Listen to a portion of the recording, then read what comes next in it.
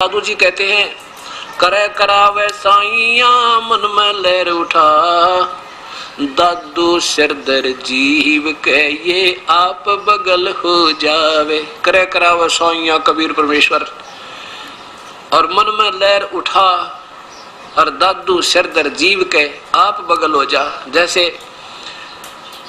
पांडवों की यज्ञ में सुदर्शन जी को तो लहर उठा कर निकाल दिया, वो तो निकल गया, वहां नहीं पाया झोपड़ी में। जो श्री कृष्ण जी और पांचों पांडव आमंत्रित करने दोबारा गए और उनका रूप बनाकर सुदर्शन का बैठ के झोपड़ी में वही कबीर परमेश्वर, और जाकर उनका काम बना दिया। वो तो सोच रहे हैं सुदर्शन जी ने हमारी यज्ञ पूर्ण कर दी, क्योंकि ये सामने नहीं अपने आप महिमा नहीं चाहते, अपनी प्यारी आत्मा की महिमा बनाते हैं ताकि आने वाले लोगों के मेरी भक्ति में श्रद्धा और बढ़ जा।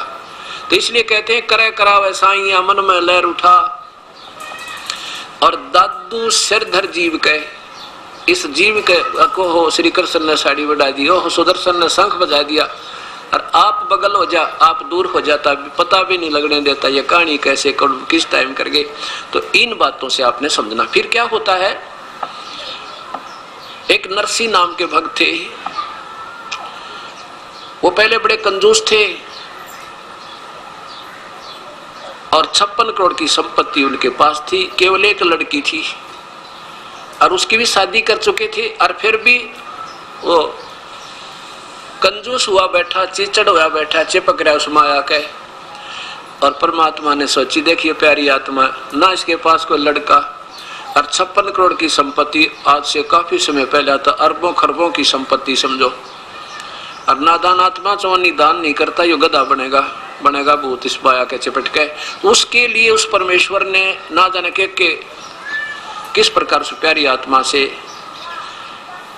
वो माया का जाल छुटवाया। कैसे, नरसी बहुत कंजूस आदमी हो गया था और उसकी हुंडी चला करती। हुंडी क्या होती है, जैसे ड्राफ्ट बनाए जाते हैं आजकल, बैंक ड्राफ्ट बनाते हैं कि एक कागज पे लिख देते हैं पैसे जमा करवा के कि हमने इसके इतने पैसे जमा हो गए और किसी बैंक में दे दो, वहां से आपको पैसे मिल जाएंगे। पहले हुंडी हुआ करती थी, इनको हुंडी कहते थे। वो उसमें कुछ एक शहरों में एक आध व्यक्ति को गवर्नमेंट नॉमिनेट कर देती थी, उसकी संपत्ति का हिसाब लगा के कि इतने रुपए तक का ड्राफ्ट बना सकता है और हुंडी दे सकता है। वो फिर आपस में 6 महीने में आदान प्रदान, वर्ष में एक दूसरे के साथ वो सेठ लोग कर लिया करते थे, इनको हुंडी कहते थे। अब नरसी जी बहुत कंजूस हो गया था और उसकी हुंडी चला करती थी। पैसे 56 करोड़ उसके पास, रुपये 56 करोड़ रुपए की संपत्ति। अब क्या होता है, एक दिन उसकी पत्नी ने कहा कि आप गंगा स्नान करवा के लाओ हमें। सेठ कहने लगा, क्यों पैसे बर्बाद कराए, यही नहा ले, क्या करेगी, क्या रखा है, इतनी दूर जाओगी, ये है वो। उन्हें सोचा भी 10-20 रुपए खराब होंगे, और जैसे बह का रखा किसी को भी गंगा पर जाओ वहां दान जरूर करे। तो बोली आत्मा ऐसे चल पड़ी, ज्यादा कहने से तो वो चल पड़ा, भी चल दिया, दुखी करेगी, रोजाना सिर में दर्द रखेगी, चल घूम आते। चल पड़े, गंगा में जाके स्नान करने लगे। इतने में वो कुपूर्ण परमात्मा, क्योंकि वो श्री कृष्ण के पुजारी थे तो बाद में श्री कृष्ण की महिमा गाई गई, कोई बात नहीं। आप इसको सुनते रहना, फिर आपको समझ में आ जाओगी कौन थे वो भगवान जो सबके दुख दूर करने वाले। वो पूर्ण परमात्मा आके, पहले तो हम भी आपको समझाने के लिए शुरू में श्री कृष्ण कहा करते थे, श्री कृष्ण आगे, लेकिन उस समय आपकी बुद्धि और ये शास्त्र नहीं दिखा पा रहा था, इसलिए सोचा करता कि बिल्कुल भी ना सुनेंगे मेरी एक बात को। अब आपके सामने प्रमाण शास्त्र आ गया, अब सारी समझ में आओगी आपके, मैं जो बात बताऊंगा वो सही सच समझ में आ जाएगी।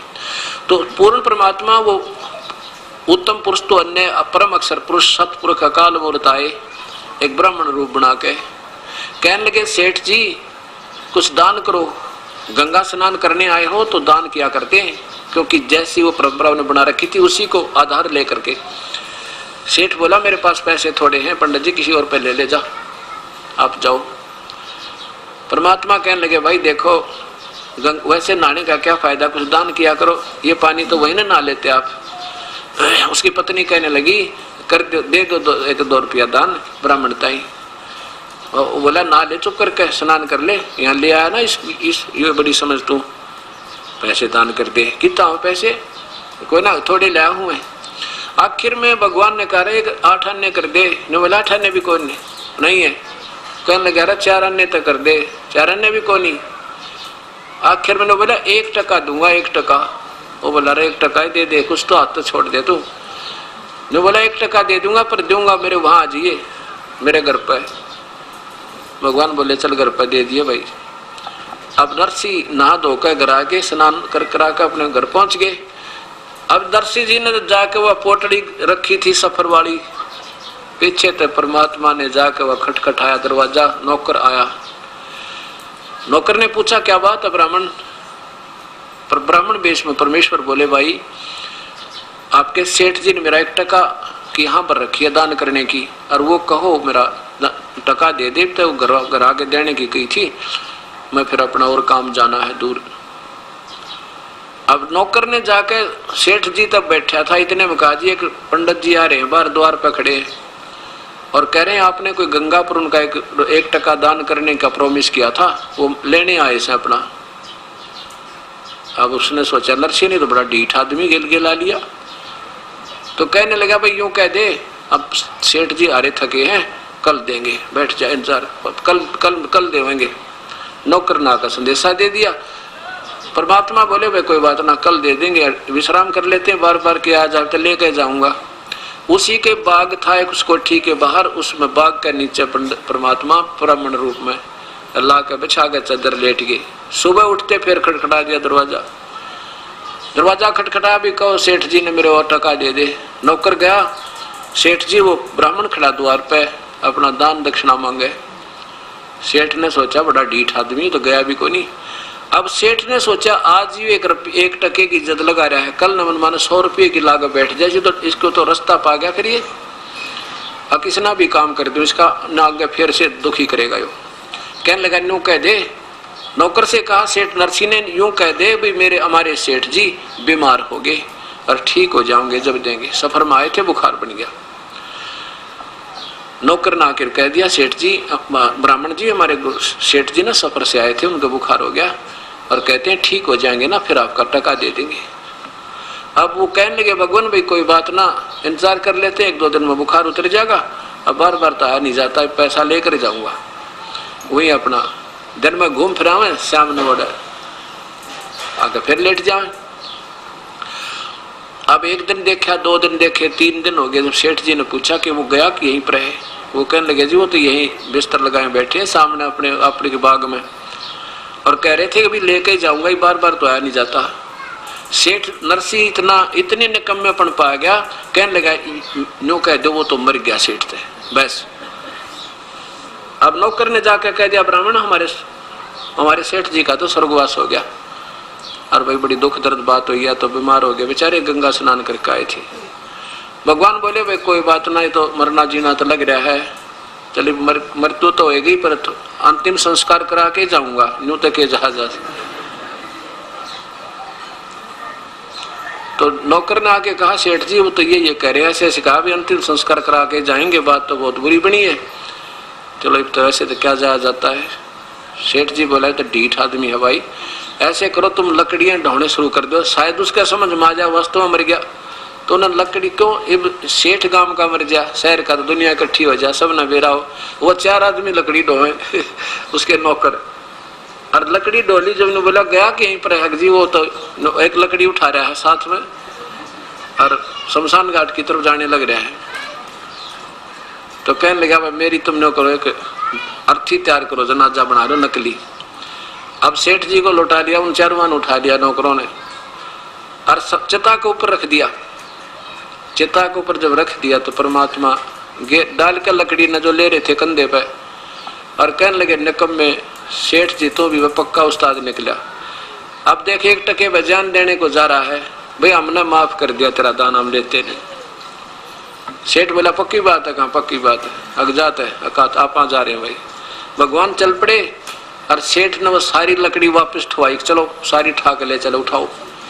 और बची खुची जो थी ना छोटी मोटी बच जाकर उन आप धोती गए उसमें कपड़े में डाल के, और सारियां की नो गठड़ी बांध दिया हुआ है, वो भी वापस पहुंचा दी। अब अगले दिन उसने सोचा चलो वो तो गया ब्राह्मण तय, नेक्स्ट डे अगले दिन आकाश तो दूर तक घूम फिर के आऊंगा, तो 2-3 दिन जंगल पानी भी घर में जाना पड़ा, दूर दूर तक घूमने निकल गया सैर सपाटा करने के लिए। उधर से परमात्मा आगे नरसिंह रूप बनाकर वो एक पूर्ण ब्रह्म, और नौकरों से बोले भाई एक काम करियो, कोई नकम्मी आत्मा है ना, कल कई दिन का तंग कर रहा ब्राह्मण मुझे, आज वो मेरा रूप बना के ना आ जा, कभी उसको अंदर मत पड़ने देना, वो हो सके मेरा भी रूप बना के आ जाए। और तो इसकी चाल चली नहीं, और आजा तो उसने कह दिया चला जा, ना मानो उसका 2 ठोक दियो। अब सेठ जी का रूप बना के परमात्मा अंदर प्रवेश कर गए। अब सेठ जी आया 2-आध घंटे पीछे खूब सैर सपट्टे करके, अब तो द्वार पर खड़ा था, नौकर कहने लगा भाई वहीं खड़ा हो जाना, सेठ दे रुपये तो बहु रुपया है, हमारे सेठ जी को बहुत परेशान कर लिया तूने। आप देखा ना वो सच्ची कह रहे थे हमारे सेठ जी के मेरा रूप बना कर आएगा, तो वो एक काम कर दिया। और वो सेठ क्यों रुका, नौकर के कहने तो बिल्कुल सामने आ गया। तो वो नौकर कहते हैं तुझे सुना नहीं, लठ ठाया। तो वो कहता अरे फलाना मल दकड़ा मल क्या कर रहा है तू, मैं वो हूँ सेठ हूँ नरसी है, तू क्या बात कर रहा है मेरे तय। ने बोला हमारे भगवान हमारे सेठ तो अंदर पहुंच चुके हैं, और उन्होंने हमें कह दिया है कि वो आज मेरा रूप बना कर आ जा, मनमाना कभी तो उसका 2 ठोक दियो, और हमारे सेठ तो अंदर है भाई, तू चला जा, ये आदेश गलत हो रहे हैं ना, तो हम तेरे देंगे मार, तो पिट जाएगा, चला जा यहाँ से। तो वो कहता है कैसे बात कर रहा है मेरी, तुम नकम्यो, मैं तुम्हारा सेठ हूँ फलाना हूँ, और तुमने नौकरी तो निकाल दूंगा, नू ला गया करण, उसका ठाकर लठर वो लगा ना मारने, भाग लिया सेठ से। तो भाई सचमुच कोई बात गड़बड़ में है, जब इतनी समर्थ इतनी शक्ति से पेश आ रहे हैं तो जरूर उस 2 रुपये ने पहले आकर काबू कर लिया, बहु रुपया ने, और ये तो मेरी सारी संपत्ति हड़प करेगा। अब सेठ कहाँ पहुंचा, थाने में पहुंचा, थाने में तो फिर रिपोर्ट की, वो पहुंचा कहाँ, कोर्ट में। कोर्ट ने उसी दिन एकदम एक्शन ले लिया, वो उसकी बही जब्त कर ली, बही निकाल लाए भाई, कहीं बहियों में कोई फेर बदल ना कर दे, को पढ़ा ना ले, डुप्लीकेट नकली नरसी है।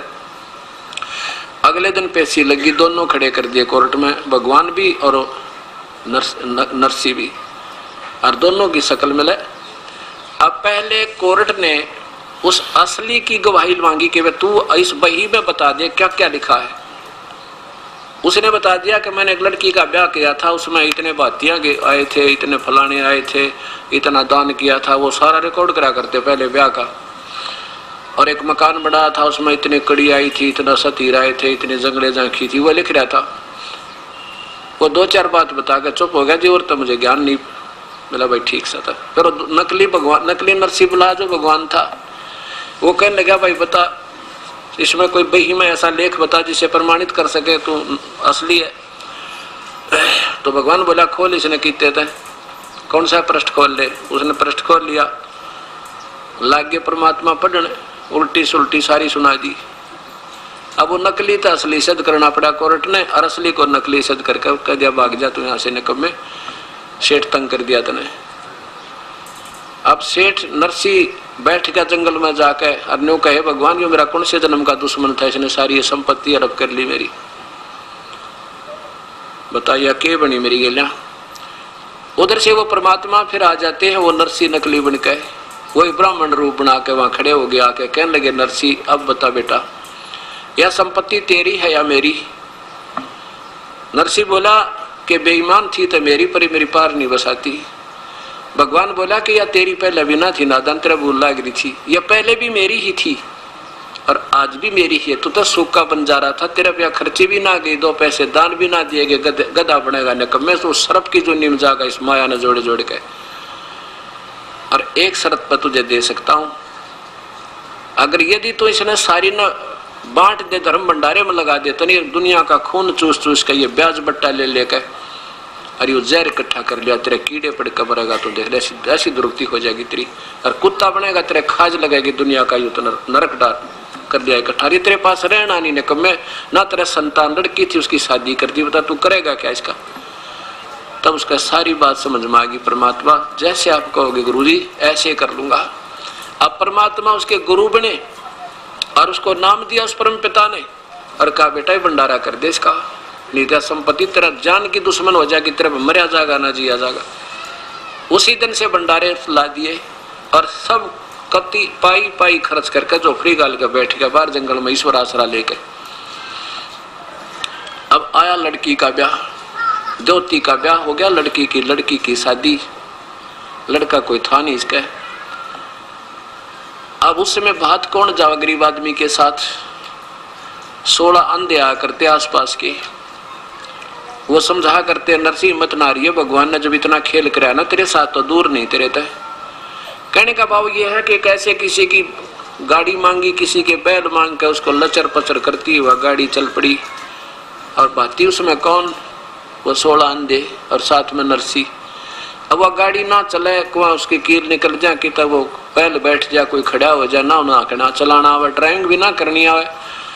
इतने में परमात्मा ने एक बार याद किया था उस नरसी ने, ए परम पिता हम तो नीच आत्मा थे और ए मालिक आज यह आपत्ति आ गई, मुझे तो बैलगाड़ी भी ना चलानी आती और ये पहुंचे भी ना मन माने वहां तक, और पहुंच जाएंगे तो हमारे पास चोन नहीं देने को नहीं, पर पहुंचेंगे जरूर, आपके कृपा से पहुंचना जरूर चाहते हैं। लड़की प्रसन्न तो हो जाएगी, उसको पता है मेरे पिता के पास कुछ नहीं, पर देख कर राजी हो लेगी, पिता को प्रसन्न होगी।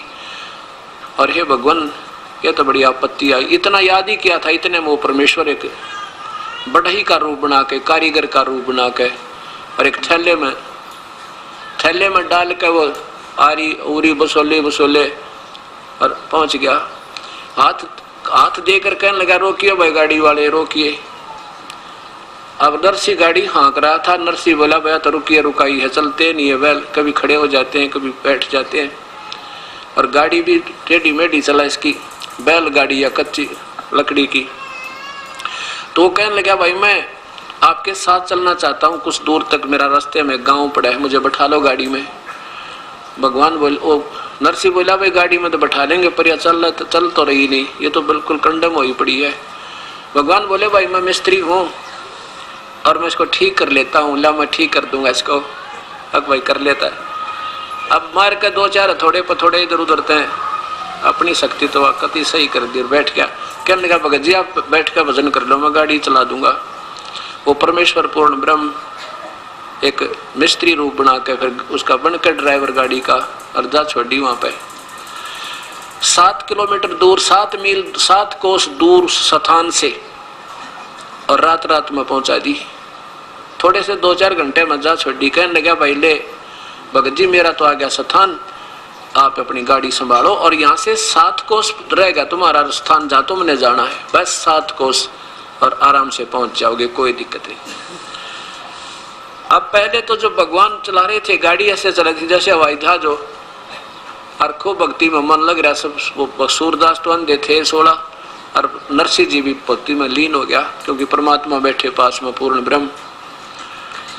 अब जब भगवान उतर के चले गए तो वह गाड़ी फिर झटकम पटकम लचरम पचरम, फिर ऐसे बैल कभी खड़ा हो जाए कभी चल रहा है, कभी झटके पटके लगे। तो अंधे वो कहने लगे, अंधे जो बैठे थे कहने लगे नरसिंह रख गाड़ी कहाँ ले गया तू, रास्ते से नीचे उतार दी क्या, ये बहुत ज्यादा इसमें झटके लग रहे हैं। नरसिंह की आंख खुली क्यों, नरसिंह बैठा था, कहने लगा ना गाड़ी तो ठीक चल रही है रास्ते पे। अगवाई कितनी दूर आ गया पा कि वो जो ड्राइवर था ना वो चला गया, वो कह रहा था भी 7 मील 7 कोस रह गई यहाँ तो तुम्हारा वो स्थान। वन देखने लगे पागल 7 कोस रहा करे, अभी तो आज सारी रात लगेगी, कल का सारा दिन लगेगा, कल शाम तक सुबह तक पहुंचेंगे अगले रात ने, तो क्या 7 किलोमीटर रह गया। और पूछ किसी तरह, इतने में एक व्यक्ति आ गया, वो उससे पूछा भाई ये हमारा जो हमने जाना है वो जूनागढ़ कितनी दूर है। वो तो कहने लगे भाई यहाँ से 7 कोस रहता, वो बिल्कुल थोड़ा सा ही है। तो नरसिंह कहने लगा नंदों से भाई ये तो 7 कोस बताओ यहाँ से। तो वो एक अंधा सियाना बहुत था, शिक्षण नाम था उसका, वो शिक्षण नाम कहने ने कहा, और नरसिंह वो आदमी कहाँ गया जो गाड़ी चलावा था, जिसने गाड़ी ठीक करी थी, वो तो जी उतर कर चला गया।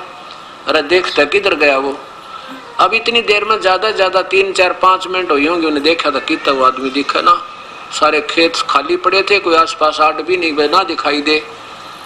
नरसी वो शिक्षण बोला निकम्मे तो भगवान था। अरे हम तो अंधे थे, तेरे तो आंख थी, तूने चरण क्यों ना पकड़ दिया उस परमेश्वर के। आपने देखे या गाड़ी पहले हाल भी नहीं लगे थे हमारे, कोई थोड़ा सा भी झटका नहीं लगा था। करीब देख इस गाड़ी की हालत उसी जमीन पर चल है। अरे तो भगवान थे भाई, ये तो हाथ नहीं आए। नरसी तो ने गलती कर दी। नरसी का क्या बताऊं भगत जी, उन क्या है पाछा तो मुझे भी भक्ति में घना जोर से आनंद आया, और मेरी तो ऐसी आनंद आ रहा था, बोलने दिल नहीं कर रहा था। और वो भाई मेरे तो पकड़ा कर बैल चले गए। अब फिर पहुंच गए वहां पर, बात पर हमने कुछ को नहीं, पाटड़े पर पहुंच गए, और माई ने उसकी समदन ने जो ना उसके ऊपर ताना कस दिया। पड़ोसन कहने लगी क्या लाया तेरा बाती, क्या देगा भात में तेरे को। समदन कहने लगी उस नरसी की जो लड़की की सास आरता लिए खड़ी थी थाल का, कहने लगी के देगा यो कंगाल, डले दिए इसने, 2 डले देगा, हमारी बेइज्जती करना आ गया। 56 करोड़ का मालिक था, लुटा दी सारी निकम्मे ने, आज हमारी बेइज्जती कराना आ गया, यो डले डालेगा थाली में, के डालेगा। जब नो इतना ही कहा था उसने समदन ने, तो नरसी की आंखों में पानी आ गया। परमात्मा जो रखेगा तो ही रहेंगे, कोई हमें इज्जत करे तो बेइज्जती करो। तो परमात्मा भी कहते हैं मम संत आदर अनादर करो क्यों ना कोई, और मम संत शरण जगत जान छोई। मेरी शरण में आके चाहे तुम्हारी कोई इज्जत करे चाहे बेइज्जती करे, तुम चिंता ना करियो, और मेरी शरण में जो आ गया तो बाकी जगत तो समझो राख है। ये बकवाद देख रहा करते हैं, पर आने दो मेरा समय। कहते हैं कल्पे कारण कौन है, कर सेवा नी काम, और मन इच्छा फल देऊंगा जो पड़े मेरे ते काम। अब यहाँ उस परमेश्वर का काम आ गया था।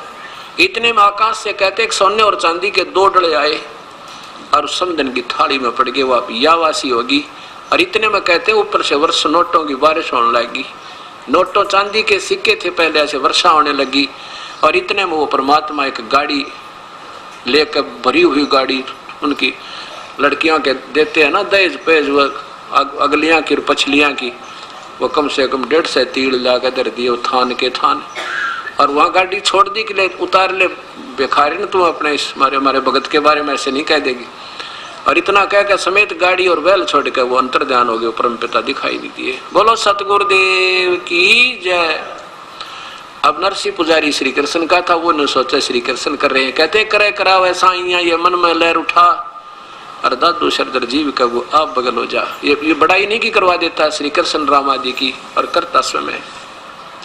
फिर क्या होता है कि एक दिन नरसी जब बैठा था अपनी कुटिया में, झोपड़ी में, 4 साधु संत द्वारका जाने के लिए भगवान के उस द्वारका को देखने की इच्छा करके आगे। और पहले नरसी के वो ड्राफ्ट चला करते थे, हुंडी चला करती थी। अब वो पहले भी 1-2 बार हुंडी बनवा कर गए थे। अब गांव में जाकर नगर में पता किया भी नरसी जी कहाँ हैं। वो गांव वाले ने बताया कि वो तो भाई बाहर बैठे हैं। क्या काम है कि एक हुंडी बनवानी थी। गांव वालों ने मजाक कर दिया, कहने लगा भाई वो नरसी एक बकवाद करता है, अब वो जल्दी सी हुंडी नहीं बनाता, उसको वो कहेगा मैं कंगाल हो गया हूँ, मजाक करता आजकल वो, और ज्यादा जोर दोगे ना जो बनाओगा ना तो बनाता नहीं।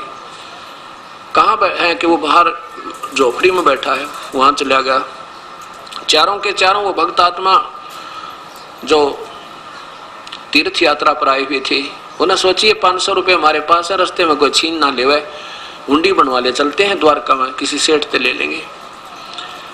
अब नरसी के पास गए, नरसी से वो 500 रुपये रख दिए और कहा सेठ जी हमारी हुंडी बना दे। नरसी कहने लगा महात्मा जी मैं अब सेठ नहीं रहा, मेरी हुंडी चलती नहीं, वो कैंसिल होगी गवर्नमेंट की तरफ से, मेरे पास पैसा नहीं है अब। तो चारों महात्मा कहने लगे भाई बिल्कुल ठीक कहते, गांव वाले तो बकवाद करने लग गए हैं, तेने शर्म नहीं आती महात्माओं के साथ ऐसा व्यवहार करता है, तुझे पाप लगेगा, हम पैसे दे रहे हैं कोई मुफ्त हो रहे बना रहे तेरे से। अब नरसी ने सोचा भी ये मानना नहीं, और संत से ना जाने इनकी आत्मा दुखी होगी, बताए क्या करूं। गांव वाले ने इनके साथ उनको बहका दिया, मजाक कर दिया।